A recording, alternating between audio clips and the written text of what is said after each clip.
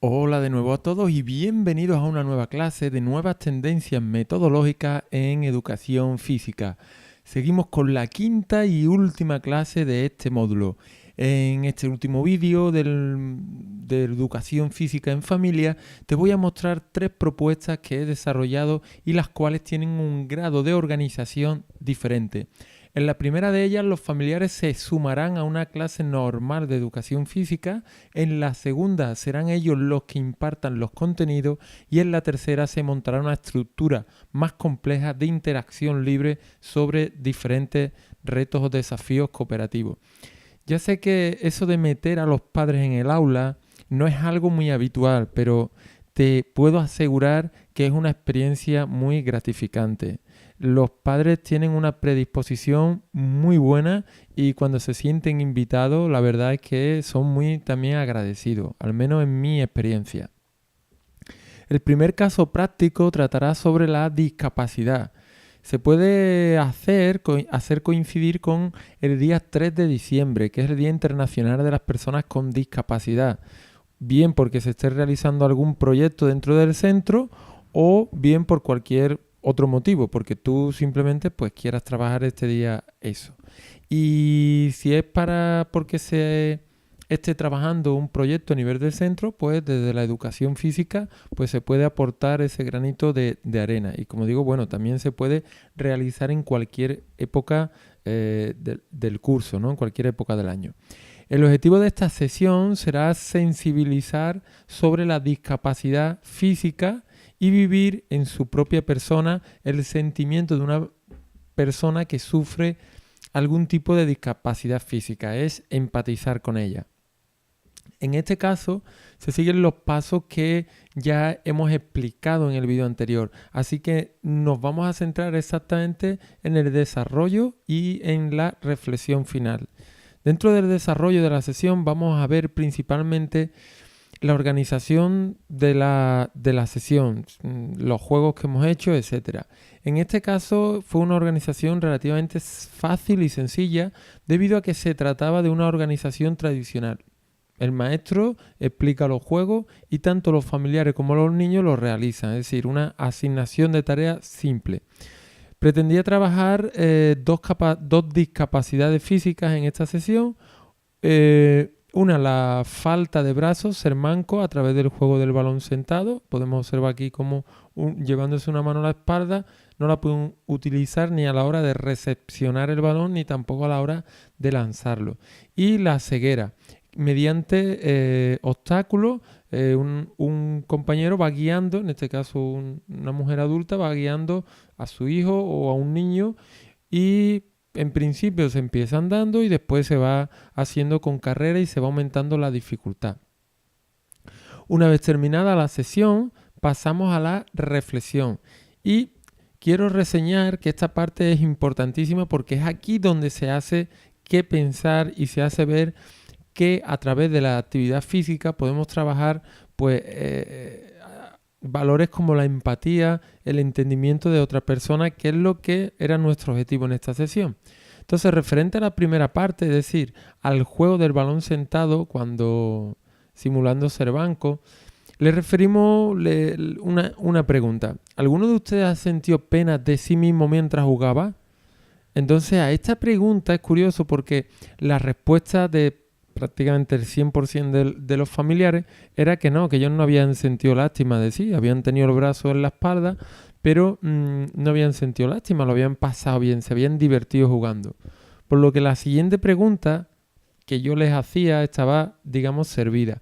Y entonces, ¿por qué tenemos pena o lástima cuando vemos a alguna persona con una discapacidad? Y la respuesta en este caso fue el silencio. Señal de que hizo pensar a más de uno, ¿no?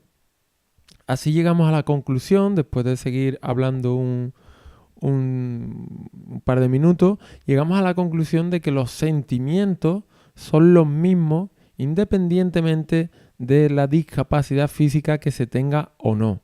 Es decir, independientemente de si tengo un brazo o tengo dos, o o cualquier otra discapacidad. Y eso fue muy importante, es decir, los sentimientos están por encima de las dificultades físicas que puedas tener, ¿no? Y de este modo, pues hicimos ver a los padres que, oye, que empatizaran un poco a través de la educación física, que empatizaran con ese tipo de personas. Sobre la segunda fase, simulación de la ceguera, comentamos que probablemente fuera una de las discapacidades para los videntes, para las personas que ven, que más angustia, miedo e inseguridades provocaban. Sin embargo, en escasos 10-15 minutos y con la ayuda de un guía, los niños ya fueron capaces, y también los adultos, de andar, de trotar y de salvar obstáculos por el espacio, e incluso jugar con ellos, subirse encima de un banco sueco y atravesarlo por debajo, etcétera. Colchonetas para que fuera un poco un terreno más inestable, etcétera. De este modo también quisimos hacer ver que la gente que sufre de ceguera es capaz de realizar infinidad de cosas, haciendo hincapié en que no siempre es necesaria la presencia humana como guía, sino que un material, como puede ser un bastón, un animal, un perro guía, o su propio cuerpo, son ayudas más que suficientes para poder moverse por aquellos ambientes que les son más familiares, ¿no? Entonces, de este modo, quisimos que, como repito, que empatizaran con este tipo de personas.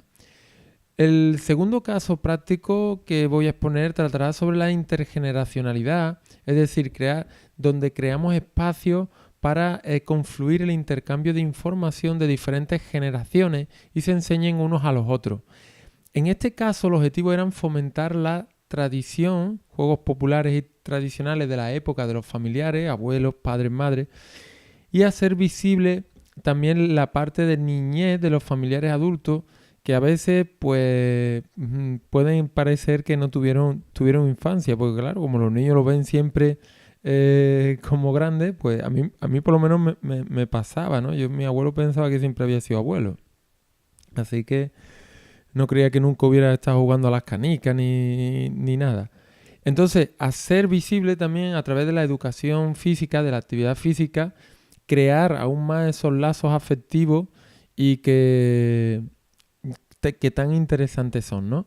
Entonces vamos a ver cómo se desarrolla esta propuesta y cuál fue la reflexión final. En el caso práctico, el desarrollo de la sesión era diferente. Estaba organizada en talleres y esos talleres eran impartidos por los propios familiares.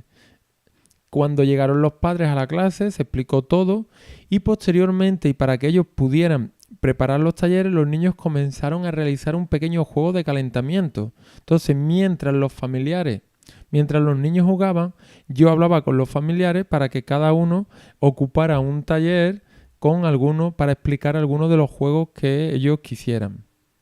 De modo que no se repitieran los diferentes talleres, ¿no? Aquí vemos un taller jugando al pañuelito, aquí dando la comba, aquí jugando al elástico y aquí jugando a las tabas. Entonces se organizaron 4 o 5 talleres. Una vez terminado el juego de calentamiento, se realizaron también 4 o 5 grupos de niños y, bueno, cada grupo de niños un taller y cuando pasaba el tiempo, pues se iba rotando al siguiente taller. Al finalizar la clase, como siempre, la reflexión final. Siempre suelo preguntar si les ha gustado, cómo lo han pasado y a todos ellos suelen contestar que muy bien. ¿Habéis visto que además de ser saludable, se genera una complicidad especial a través de la actividad física? A renglón seguido, pues también les pregunté si les gustaría repetir la experiencia de jugar con sus hijos con más frecuencia. Respuesta afirmativa. Y pregunta siguiente, ¿sabéis lo fácil que tenéis de poder jugar con vuestros hijos? Sí, ¿sabéis lo fácil que es poder repetir esto en vuestras casas? Entonces, a través de, en vuestras casas, en el parque, sí, que lo tenían a mano, que si lo habían pasado bien, lo podían hacer con más frecuencia.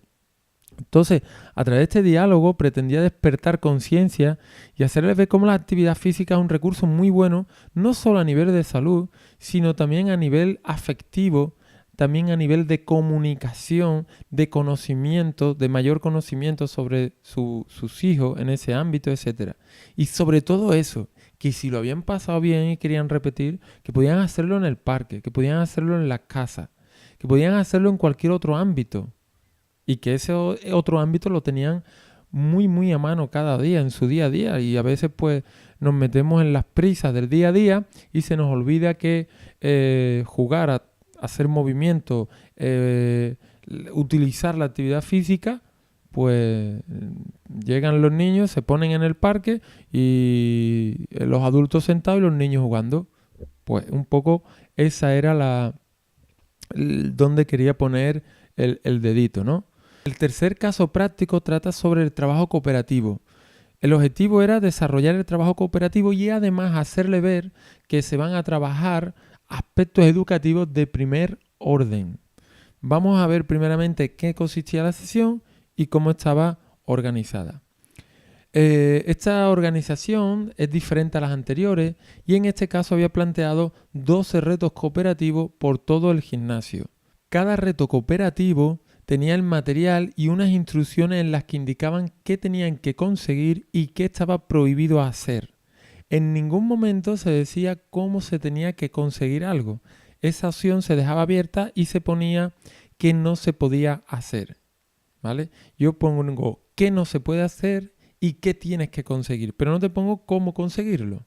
Así las normas de la sesión, y se explicaban a los familiares y alumnos, eran: no se puede incumplir las normas de los diferentes retos propuestos, cada grupo se podía mover libremente por cada uno de los retos. Si estoy en el 3 me puedo ir al 8, del 8 me puedo ir al 9, del 9 me puedo ir al 4, libremente me podía mover por todos estos retos y una vez se comenzara el reto, este no tenía que ser resuelto de forma obligada, sino que en cualquier momento podía dejarlo sin resolver y afrontar un nuevo reto cooperativo. Vamos a imaginar que el reto número 3 se me atraganta al grupo y no consiguen. Bueno, pues el grupo es libre de en cualquier momento cambiar de reto, ¿vale?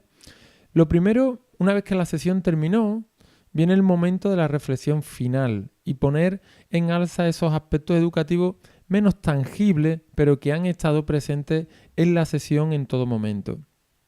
Lo primero era preguntar qué tal lo habían pasado. Todos decían que genial y a continuación pues hablábamos. Que habíamos hecho un trabajo enorme de autonomía. Los propios participantes tenían que decidir qué hacer, cuándo hacerlo y cuánto tiempo dedicar a cada reto. Porque el objetivo era cumplimentar el mayor número de retos posible. Ese era el objetivo de cada grupo, pero el objetivo de los diferentes grupos, si se hacían 6 grupos en toda la clase o 4, era cumplimentar entre esos 4 grupos los 12 retos. Pero a la misma vez cada grupo tenía el objetivo de cumplimentar el máximo número de retos posible. Vale, entonces ellos tenían, como digo, que decidir qué, cuándo y cuánto tiempo dedicar a cada reto. Esto refuerza la autonomía de los niños que tienen que estar decidiendo en cada momento para ir construyendo su propia sesión en función de sus intereses. Otro aspecto importante de autonomía era la responsabilidad que tenían de cumplir las normas, ya que cada equipo era responsable de que se cumplieran las normas si realmente querían realizar un reto, que también tenían la opción de decir, pues no las cumplo y estos 12 retos los termino en 5 minutos. Bueno, es la decisión del grupo. En este caso yo no entraba, cada grupo tenía esa responsabilidad. Si realmente se quería divertir, había que cumplir las normas. El trabajo de la autoestima era una sesión donde el maestro nos decía qué hacer. Cada reto tenía una o varias soluciones diferentes y cuando el propio grupo conseguía resolver el reto cooperativo sin la ayuda de nadie, genera un plus de autonomía, de autoestima importante en los niños. Generalmente los niños están acostumbrados a que alguien les diga cómo hacer algo, pero en esta ocasión eran ellos los que tenían que buscar la solución.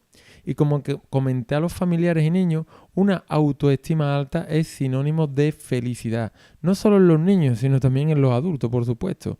Es importantísimo, a través de pequeñas acciones, ir fomentando este trabajo de autoestima. Por otro lado, la creatividad. Una cualidad más que interesante y que no se puede dejar de trabajar en cualquier área. La creatividad como otra cualidad se puede mejorar y mucho. En este sentido, los retos cooperativos planteados, además de no tener una solución explícita, podían tener diferentes soluciones, lo que favorece el buscar y resolver un problema de diferentes modos, desarrollando de este modo la creatividad. Un reto cooperativo podía ser resuelto de diferentes formas y todas ser válidas, siempre que no incumpliera las reglas. Cualquier solución era válida. Entonces, un grupo podía resolver este reto de un modo y otro grupo de otro, lo cual ya estamos, digamos, desarrollando esa creatividad, buscar diferentes soluciones a una misma cosa. Y no podemos olvidar que había un folio en cada reto con lo que se tenía que conseguir y con lo que no podían realizar. Es decir, que en este planteamiento los grupos debían leer y comprender cuál era el objetivo que tenían que alcanzar. No se lee por leer, sino que es una lectura utilitaria. Hay que leer y comprender sin que este sea el fin último de la lectura, sino que es el paso previo y requisito fundamental para resolver un problema que motiva a los niños. Esto hace que se ponga los 5 sentidos en la lectura. Por otro lado, ellos no son conscientes del gran trabajo lector que están haciendo. Es una lectura y comprensión lectora encubierta por un objetivo superior, que es superar el reto, que es lo que los motiva. Fijaros todos los aspectos que se están desarrollando en esta sesión. Y todos aspectos intangibles, que si no se explican, los familiares tampoco hubieran sido conscientes de ello. Los familiares hubieran llegado, hubieran jugado, lo he pasado bien y me voy. Y no, la parte de reflexión final es importantísima. Es la que va a hacer que los familiares sean conscientes de lo que se trabaja en educación física. No solo el aspecto físico, no solo el aspecto social, sino que también existen otros aspectos que son, bajo mi punto de vista, aspectos como la creatividad o autonomía o cooperación que son casi más importantes que toda la cantidad de contenido que se suelen dar en otras áreas, ¿no? Entonces, hemos visto en este caso 3 casos prácticos, 3 formas diferentes de llevar a cabo una educación física en familia. Y por supuesto hay muchas más, hemos visto muchas más. Esto es solo una pincelada de lo que hay. Puede haber infinitas formas de organizar, ¿no? Hemos visto de una organización mucho más sencilla, como es la de directamente los padres se incorporan, de la asignación de tareas, hasta una forma más compleja como esta última, ¿no? De los retos cooperativos. Pero como siempre os digo, cuando se quiere iniciar en algo nuevo, es preferible hacer algo sencillo e ir avanzando antes que no comenzarlo. Porque, esta organización, no, algo sencillo, directamente asignación de tareas, no importa. Ya cuando te sientas cómodo, cuando te vayas sintiendo tú con más ganas de hacer algo diferente, pues ya se irán buscando esas formas que sean más complejas, ¿no? Entonces, la característica principal de esta práctica está en implicar a los padres y hacerles ver la importancia que tiene la educación física para sus hijos, ya que esto repercutirá de forma positiva en las actividades extraescolares que realice el niño y en su tiempo de ocio. Si se sensibiliza a la familia, el niño, por extensión, también se beneficiará. Desde la experiencia te animo a que pongas esta práctica en funcionamiento debido a que realmente es muy gratificante y lo más importante, los niños lo esperan con muchísimas ganas e ilusión cada año y los padres también se van sensibilizando hacia la importancia de la actividad física, hacia la importancia de esos valores, de esos aspectos intangibles que se desarrollan a través del movimiento, a través de la actividad física. Y en el siguiente módulo veremos otra propuesta metodológica más que interesante, que es el aprendizaje-servicio. Todo un descubrimiento para empoderar, para darle poder a los niños, que los cambios en su entorno son posibles. Seguro que te gusta y le ves utilidad. Te espero por allí. Hasta luego.